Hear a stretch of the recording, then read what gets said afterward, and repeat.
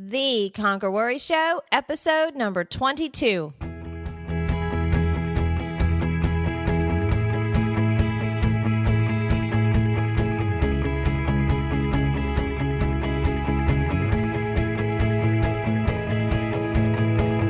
Welcome to the Conquer Worry Show, the show dedicated to helping people who struggle with their minds.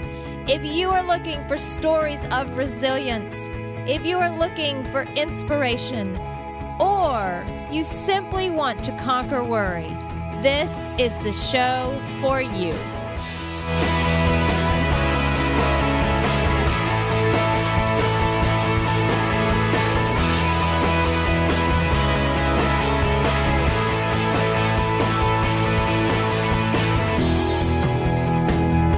Welcome to another episode of the Conquer Worry Show. I'm your host, Jay Coulter, and today I'm excited to have Rahim on the show.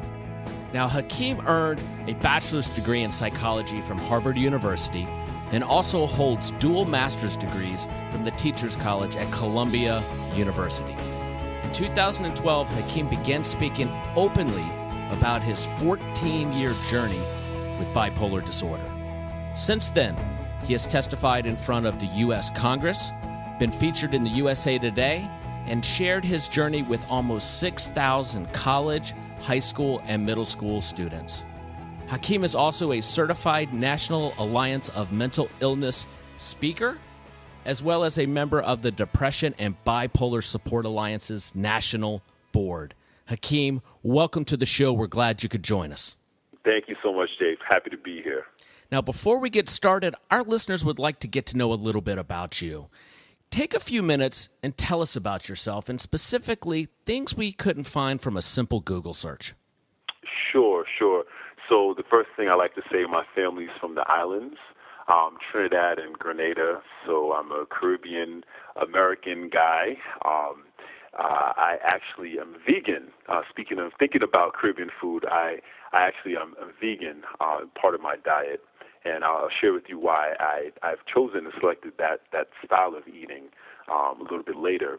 And I also was a cheerleader in college, so I don't think that would show up, but it was a big part of my college experience. And I always tell people that FDR was also a cheerleader at Harvard, so, don't make too much fun. Greatness comes out of pom-poms. So also, do spoken word poetry. I record, I write poetry, and just really excited to be here and share some of my life experiences with your listeners. That's great. That is definitely diverse experiences. Tell me about the cheerleading. What sport were you cheering for?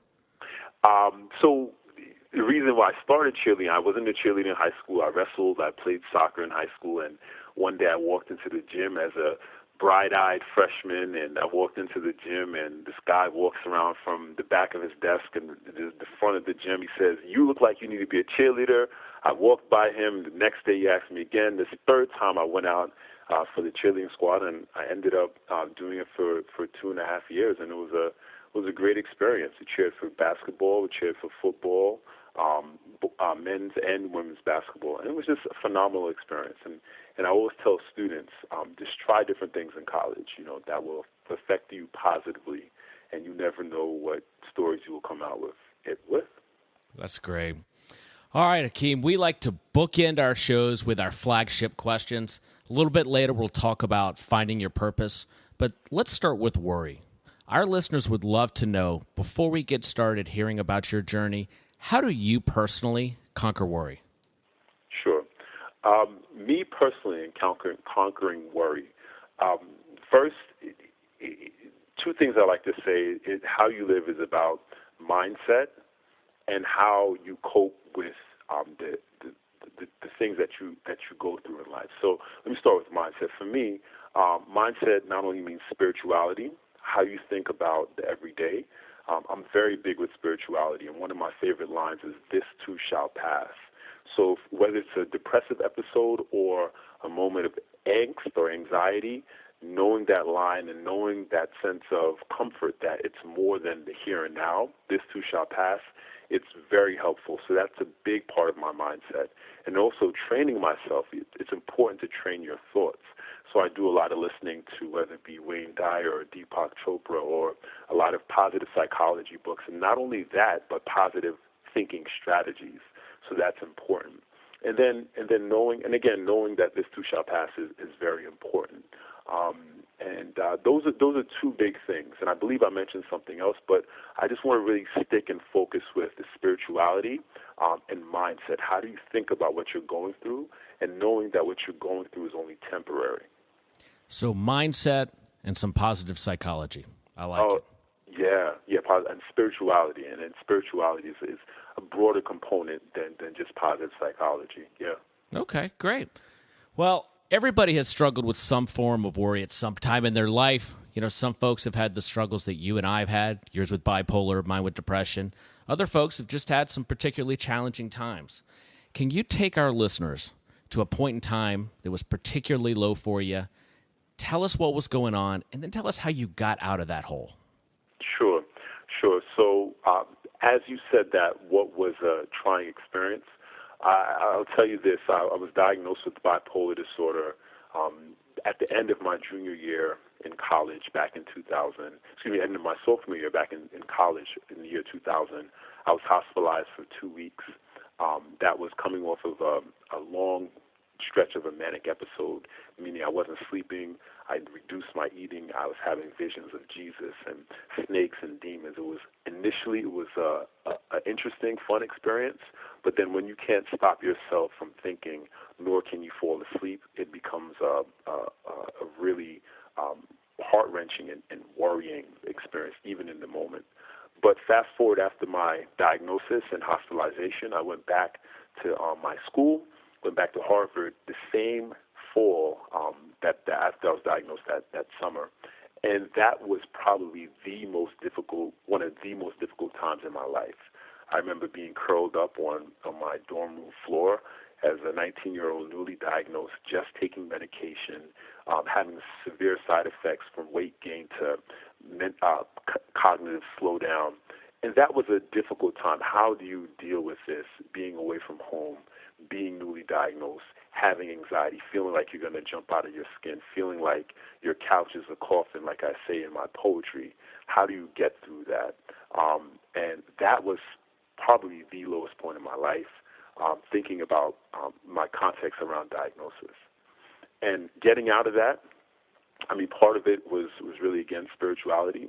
Another part of it was leaning on family, making new friends, and strengthening the relationships with friends that I did have.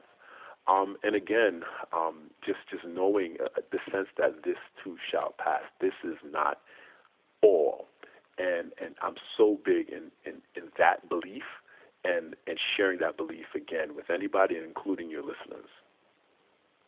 So today, do you use those same tools to manage your bipolar, or do you have a different process?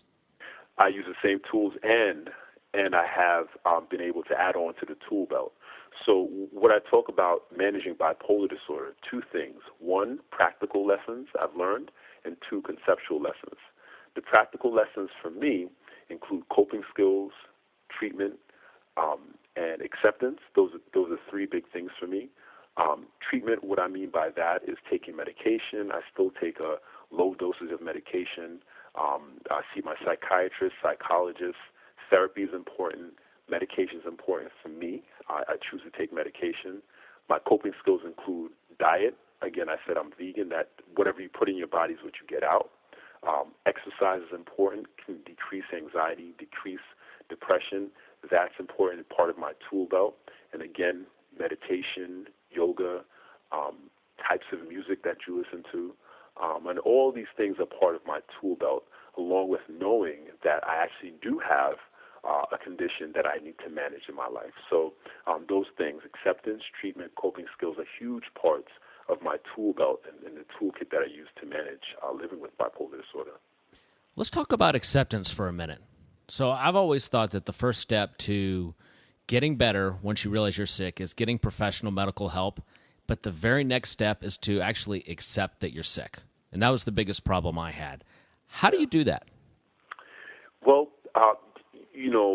first, I speak at a lot of family groups, and Jay, I thank you for honing in on this particular question, acceptance. I really wish I had the silver bullet. I really wish I had the pill that you could give somebody to take and say, hey, take this pill and you will know that there is something wrong. The fact of the matter is, it's hard for anybody to really, at a very core level, accept that something's wrong. There's something wrong with me. And I was very lucky that early on, as soon as I was diagnosed, part of me instinctively accepted that there was something wrong, whether it be because I was a Harvard University student and a valedictorian of my high school, and now I was at a psychiatric ward. Maybe that clicked it or triggered it. Maybe it was the psychiatric nurse on the ward that told me not to come back, not because he didn't believe in who I was, but because he believed in who I was. He said that you are so valuable, I don't want to see you here ever again. Maybe those couple of incidents or episodes really helped me understand that there was something wrong with me, or wrong through my condition, but not wrong with me. And I think that's a big distinction. How do you accept that there's something wrong, not with you, who you are, but a condition that you're dealing with? And I think that's such a huge distinction. Sometimes we're made to feel that there's something wrong with us versus a condition that we have to deal with in our lives. And I think that's huge. And you're so right, Jay. How we think about what we're dealing with is, I believe, even more important of how we treat what we're dealing with. Yeah, in my experience, when the doctor suggested that I might have depression and I should look into it during my initial consultation, I said in the third person, Jay Coulter doesn't get depressed, and I walked out of his office. Yeah. You know, in hindsight now, looking at that was the attitude and mindset I had at the time. Obviously, the doctor was right, and getting to acceptance for that was kind of hard. But I tell you, this really leads into something that I want to dig deep on with you, and that's stigma. And given that there is so much stigma around mental illness today, what made you decide to come out and speak openly about your struggles? Sure. The main thing that I decided to speak openly is a word that it may sound overused, but it's so true for me, is authenticity. I was an academic advisor for about 5 years after studying psychology in undergraduate studies, studying graduate work at Teachers College, psychological counseling, and doing a life coaching certification. And I was sitting across from my students who I was advising, and I was telling them, I was asking them, share with me what you want to do with your lives. Let me help you by hearing your stories. And as I sat in my office, it was nothing wrong with my job. I loved working with my students. But as I sat in there, I said, I'm not being true to myself. I have an illness or condition, a life condition that I'm going through, and I feel that I have to hide. I never told any of my employers. Some of my closest family and friends didn't know. I said, I shouldn't have to hide. I'm asking people to tell their story. I've studied psychology to help others. How can I live with not even sharing my story to myself and to my closest family? So for me to be authentic, I said, I want to talk about my experience. Not everybody has to do that to give them their sense of authenticity, but for me, being in line with what I studied in life, what I believed in life, and what I was doing and saying in life was so key for me. And I believe that in this 2-year journey, going from sitting with students in my office in Manhattan to speaking in front of Congress 2 years later, because I took a leap of faith and saying, you know what, despite what people think about mental illness, I'm going to share my story. I think that is a powerful journey to go from affecting the lives of wonderful students to potentially the lives of millions of people. I'd love to hear a little bit about your opportunity speaking in front of Congress. What did you talk about? How'd you get the invitation? Sure. So one of my friends who actually works on Capitol Hill, she actually saw an article that I wrote for the Harvard Black Alumni newsletter. One of my friends, unfortunately, died by suicide this past February. We were 2 black men, African-American men, on Harvard campus at the same time, both struggling with mental illness, but neither of us talked about it. We were good friends at the time when we were undergrads. And that's a question, that's a concern for me. How can two people of similar backgrounds, similar paths, not even talk about what they're both struggling with? And that was an issue. So his passing really struck a chord with me. So I wrote an open letter in the Black Alumni newsletter for Harvard, and my friend saw it. She worked on Capitol Hill. She said that, hey, listen, we need a person who's an advocate, who has lived experience, has a strong voice, and you may have an opportunity to speak, and I'll let you know. She called me back 3 weeks later. She said, we need somebody, and hopefully it can be you. I said, you know what? This is my time to step up and share my story. There is no hiding when hopefully you can serve, and service is important. This is about service for me. I love it. I love that attitude. And Hakeem, given all that, what do you hope to accomplish? For me is very simple. Mental illness is a life condition like any other. Mental illness is not a disability. It's not an abnormality. It's not something that makes you violent, or it's not something that you're crazy. Mental illness is a life condition, and I believe when we make it acceptable to talk about what we're dealing with, schizophrenia, bipolar disorder, depression, we will no longer feel like mental illness is something abnormal and foreign. Mental illness is a life condition. You have trust issues, you have diabetes. Oh, those are your struggles in life? Well, hey, I have bipolar disorder, and here's how I manage it. Oh, that's how you manage yours? Well, here's what I do for myself. And I think when we change the conversation from mental illness being something stigmatized where you have to hide in silence and potentially have dire consequences, suicide, loss of job, loss of life, either your own or somebody else's, when we have that conversation that mental illness is not something foreign, it is part of a human condition, and it's a human condition that we can live with and treat successfully, I think then part of my goal in life will have been succeeded. I'm a big fan of that goal, Hakeem. That's great. Thank you. So they said, I was taking a course one day, it said, we all have problems. It's just what size problems we decide to take on. We can have petty problems and work on them our whole life, or we can take on big ones and forget about the little things that we worry about. I love it. So, Hakeem, you've spoken to almost 6,000 students at multiple colleges, high schools, middle schools.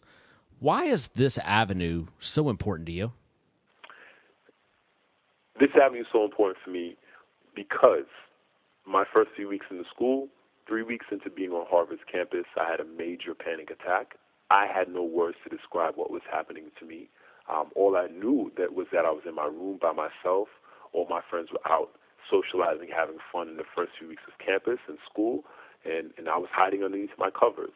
I said to myself, if I could educate some kid or some child or some young adult that they could know what could put a label to what they were going through, or could see a friend and know what they are going through, what their friend is going through in order to help them get help, I know that's like me reaching back into my past and saying, hey, listen, Hakeem, this is what anxiety is. Or one of my friends knowing, Hakeem, this is what you're experiencing. I may have gotten treatment a lot earlier than it took me 2 years later, 2.5 years later, for my first experience with mental illness. So for me, this is like me going back and speaking to my 15-year-old, 17-year-old self and saying, hey, listen, this is this education that may help you or somebody else, and that's why I'm so passionate about this. Plus, this is a generation that will change what mental illness means in living with mental illness means. They will see mental illness as not as a disability, but a condition that we can live with, and we have to start the conversation with them. That's great. So, Hakeem, if somebody is struggling today, the listener who feels they may be struggling with anxiety or depression, or maybe they just received a bipolar diagnosis, what would you say to them? Sure. One of the things I say in my talks is that, and I believe wholeheartedly, that your diagnosis is not a death sentence. Your diagnosis is not a death sentence. Your diagnosis can potentially be the beginning of a healing process. Going from diagnosis to wellness is a big arc that I talk about. How do you go from being diagnosed and maybe potentially a very low point, although other low points may come, but how do you go from that arc of diagnosis to wellness? And that's part of what I talk about, the loved one, the people living with mental illness. Let's go on this journey of getting from where you're diagnosed to getting to a place of wellness. And I would say to anybody who's out there struggling, maybe need to get a diagnosis or have a diagnosis, that your diagnosis is not the end. It could potentially be the beginning of healing and leading a life that you want to lead. That's great advice. Hakeem, how could our listeners find out a little bit more about you and your services? Sure. Again, I do, most of the speaking I do now, I do speak to clergy, law enforcement, teachers, social workers, but really a lot of my main passion is speaking in schools, high schools, middle schools, colleges. They can find me on the web if they Google my name, Hakeen Rahim, and they can see on btslessonplans.org. They can find me on HakeenRahim.com. All those places, and you can see a lot of the work that I've been doing in schools, and you'll see why I'm passionate about what I do, and you'll see the impact that I'm having. So just give a Google. Hakeen Rahim, as you said, Jay, is a pretty unique name, and you'll find me. That's great. And we'll also have links to all of that in the show notes to this episode. So, Hakeem, now we're at our other anchor question on the Conquer Worry Show, and it has to do with life's purpose. We are convinced that knowing your life's purpose lays the foundation for overcoming a lot of worries in life. But experience and research has also shown us that about only 5% of folks know what their purpose is. What is your life's purpose? And how would you suggest somebody who doesn't know what their purpose is in life go out and find it? Sure. So, and this is a great question. I think this is an awesome question, period. So for me, my life purpose is to use my gifts, skills, and talents to help others speak with their authentic voice. And how I came about determining my life purpose is through purpose exercises. Through my coaching course that I did, I believe that everything we go through, we are doing it ultimately to reconcile what we've been through ourselves. So part of that, for me, why I say that is because going through that coaching course, I really was looking for why I went through what I went through. And through the coaching course, I got some exercises. One of the exercises I would share with the listeners is break your life up into chunks. If you are 30, break it up into 5-year intervals. Look at each interval in your life. Where during that 5-year interval have you felt most on purpose, where you've lost yourself in something that you've been doing, that you lost time, you lost track of time, you lost who you were? That's a clue to what your life purpose is. Break that up into 5-year chunks. Look at that and explain, once you've done that, explain why this thing that you narrowed in on, why was it so meaningful to you? Then once you do that, then you can narrow those themes down within them, and then that can start to give you clues as to what you were really here for. We are all here for purpose, and I believe it's some of us have tapped into it, some of us have not, and some of us have come close to it, but it's just taking that extra step past worry, conquering your worry, conquering your fear, and just stepping into your authentic self. And I believe I had fortunate enough to, one, have the support from family and friends to be able to step into my authentic self. Again, nothing happens in a vacuum. Nothing can happen by itself. We all need support. And I think that once we can sense what our purpose is and then conquer that worry, conquer that fear, and go for it and have that support and know that we're confident that the universe conspires for our success, like Paulo Coelho says, then nothing can stop us. And everybody will be lined up to be on your show, Jay, because we've all conquered some form of worry in our lives.